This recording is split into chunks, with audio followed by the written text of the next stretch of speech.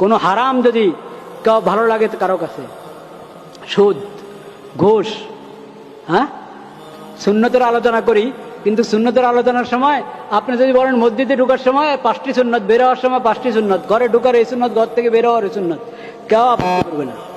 করবে?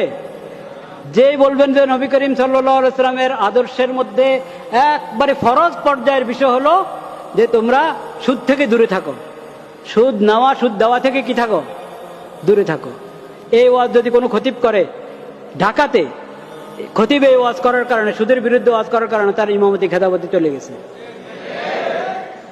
নবী করিম সাল্লাল্লাহু আলাইহি ওয়াসাল্লামের সিরাত এবং সুন্নাত আমরা চাই, কিন্তু পূর্ণাঙ্গ না, যেটুকুর সঙ্গে আমাদের নফসের খাহেশ, হ্যাঁ, আমাদের নফসের খাহেশ, আমাদের খেয়াল খুশির সাথে সংঘর্ষ হবে না, যতটুকু অতটুকু খুব সুন্নত, খুব সিরাত। আমাদের নফসের সাথে যখন সংঘর্ষ হবে তখন আর সিরাত আর সুন্নতের নাম নেই, শরীয়তের বিধানের নাম নেই, তখন হলো চলতে দাও, তখন হলো চলতে দাও।